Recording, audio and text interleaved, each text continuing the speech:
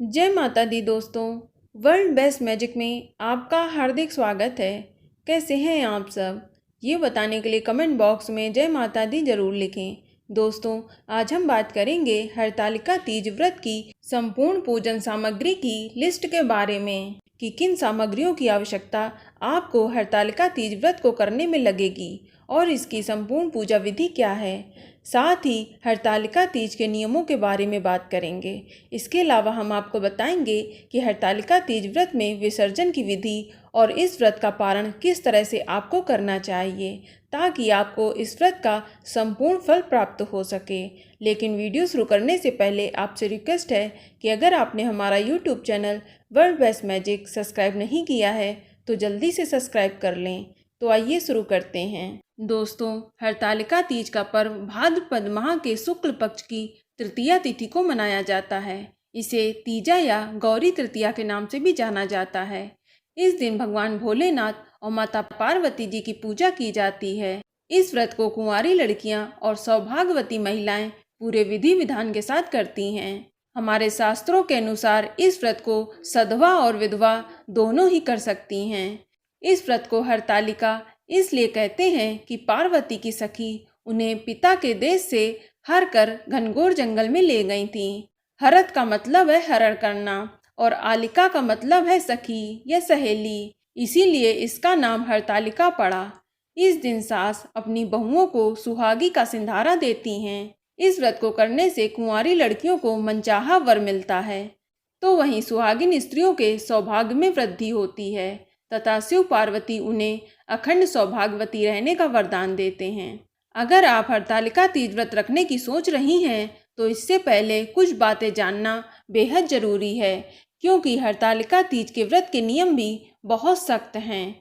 आपको बता दें कि हरतालिका तीज का व्रत निर्जल रखा जाता है, इसलिए इस व्रत को आप निर्जल ही रखें। यह दिन सुहागिन महिलाओं के लिए विशेष महत्व रखता है, इसलिए इस दिन नए वस्त्र पहनने चाहिए और पूरा 16 श्रृंगार अवश्य करना चाहिए।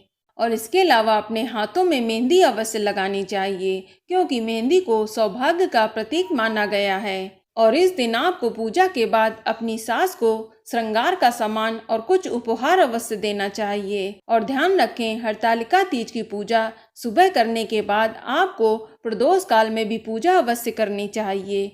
और पूजा करने के बाद शाम को अपने पति के पैर छूकर उनका आशीर्वाद लेना ना भूलें। हरतालिका तीज के दिन रात्रि जागरण का भी विशेष महत्व है।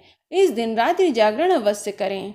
और एक बात का ध्यान रखें कि हरतालिका तीज का व्रत सुहाग के लिए रखा जाता है, इसलिए इस दिन आप काले, सफ़ेद, नीले या भूरे रंग के वस्त्र ना पहने। और इसके अलावा इस दिन दूध पीना भी वर्जित होता है, इसलिए इस दिन भूल कर भी दूध न पिएं। और अगर आप हरतालिका तीज का व्रत रखती हैं तो किसी भी प्रकार का अपने पति से छल कपट ना करें और ना ही उनसे झूठ बोलें। यदि आप सुहागन हैं तो आपको बिना श्रृंगार के इस दिन नहीं रहना चाहिए। हरतालिका तीज के दिन ना तो किसी की बुराई करें और ना ही किसी अन्य सुहागन स्त्री का अपमान करें और अपने बड़े बुजुर्गों के साथ दुर्व्यवहार भी ना करें। और हरतालिका तीज व्रत में पूर्णतः ब्रह्मचर्य का पालन भी करना चाहिए। और इसके अलावा इस व्रत को लेकर अन्य मान्यताएं भी हैं, जिसमें कहा जाता है कि अगर महिला इस व्रत में पानी पीती है तो वह अगले जन्म में मछली बनती है। यदि आपने इस व्रत में फलों का सेवन किया है तो अगला जन्म बंदरिया का, तो वहीं अगर इस दिन आप सो जाएं तो अजगर का जन्म मिलेगा। और इस व्रत में अगर आप दूध पीते हैं तो अगले जन्म में सर्पनी बनते हैं।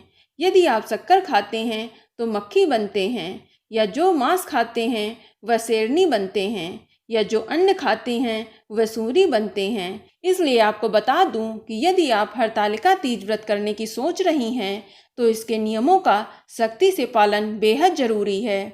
चलिए अब बात करते हैं कि आप हरतालिका तीज व्रत की तैयारी किस प्रकार करें। किन सामग्रियों को आप पहले से ही एकत्र कर लें ताकि आपको पूजा के दौरान किसी भी तरह की समस्या का सामना न करना पड़े। तो चलिए जानते हैं हरतालिका तीज व्रत की पूजन सामग्री के बारे में। तो सबसे पहले आपको गीली काली मिट्टी या बालू रेत की आवश्यकता होगी, जिससे कि आप भगवान की प्रतिमाएं बनाएंगे।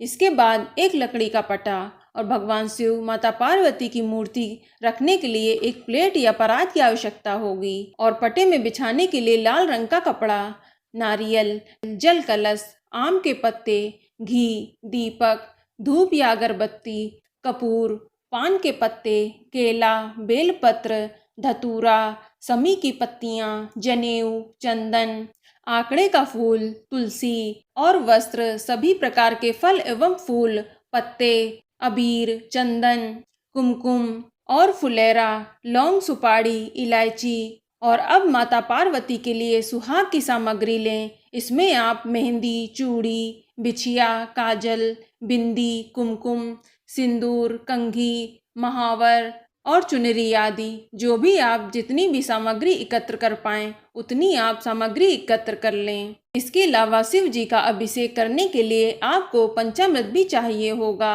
इसमें आप दूध, दही, घी, शहद, शक्कर, गंगा जल और शुद्ध जल की आवश्यकता पड़ेगी। तो चलिए अब जानते हैं कि हरतालिका तीज पूजा की विधि क्या है। तो आपको बता दें, हरतालिका तीज वाले दिन सुबह जल्दी उठकर स्नान आदि करके व्रत का संकल्प लें और सारा दिन आप भगवान शिव और माता पार्वती का स्मरण करें। इसके बाद आप काली मिट्टी से भगवान शिव, माता पार्वती और गणेश जी की प्रतिमा बना लें। और आपको बता दें कि हरतालिका तीज की पूजा प्रदोष काल में करना बेहद शुभ होता है। तो आप शाम के समय पुनः स्नान करके स्वच्छ और नए वस्त्र धारण करें और अच्छे से 16 श्रृंगार करें। इसके बाद एक लकड़ी की चौकी या पटा पर लाल वस्त्र बिछाकर उस चौकी पर सतिया बना लें और उस पर केले का पत्ता रखें। तत्पश्चात आप तीनों प्रतिमाओं को स्थान दें और अच्छे से फुलेरा सजा लें। इसके बाद आप कलश की स्थापना करें। इसमें सबसे पहले आप एक मुट्ठी चावल के ऊपर एक जल भरा कलश रखें और उसमें स्वास्तिक का चिन्ह बना लें और कलश के अंदर आप एक साबुत हल्दी, सुपारी और सिक्का डालें और उसके ऊपर 5 पल्लव रखकर चावल की भरी कटोरी रखकर उसके ऊपर दीपक जला दें और इसके बाद कलश का पूजन करें। फिर इसके बाद आप गणेश जी की पूजा करें। उसके बाद ही भगवान शिव और माता पार्वती जी की पूजा करें और पूरे शिव परिवार की विधिवत पूजा अर्चना संपन्न करें और भगवान शिव को वस्त्र और गमछा अवश्य चढ़ाएं और माता पार्वती को सुहाग का सामान अर्पित करें। इसके बाद धूप दीप जलाकर हरतालिका तीज व्रत की कथा पढ़ें और इसके बाद ही आप आरती करें, जिसमें से सबसे पहले भगवान गणेश जी की आरती करें, फिर भगवान शिव जी की और उसके बाद माता पार्वती जी की आरती करनी चाहिए। पूजा करने के बाद भगवान की परिक्रमा करके उनका आशीर्वाद अवश्य लें और रात्रि जागरण करके भजन कीर्तन करते हुए अगले दिन सुबह स्नान वगैरह करने के बाद फिर से आप पूजा करें और माता पार्वती को सिंदूर चढ़ाएं और उसी सिंदूर से सुहागन महिलाएं अपनी मांग भरें यानी कि सुहाग लें और इसके बाद प्रसाद में ककड़ी व हलवे का भोग लगाया जाता है। और व्रत पारण करने के लिए आप इसी प्रसाद यानी ककड़ी व हलवे को खाकर ही अपना व्रत खोल सकती हैं। और अंत में जो भी आपने वस्त्र चढ़ाए हैं वह किसी पंडित को दान दे दें और सुहाग का सामान या माता पार्वती को जो वस्त्र चढ़ाए हैं तो वह आप किसी पंडिताइन को दान कर दें और अंत में समस्त सामग्री को एकत्र करके किसी पवित्र नदी या तालाब में विसर्जित कर दें। इस तरह से आप अपना हरतालिका तीज व्रत संपूर्ण कर सकती हैं। तो दोस्तों, यह जानकारी आपको अच्छी लगी तो कमेंट में जय माता दी जरूर लिखें और अगर आपका कोई सवाल हो तो उसे कमेंट बॉक्स में अवश्य पूछ लें और इस वीडियो को लाइक करें, शेयर करें और साथ ही साथ चैनल को सब्सक्राइब करें। धन्यवाद।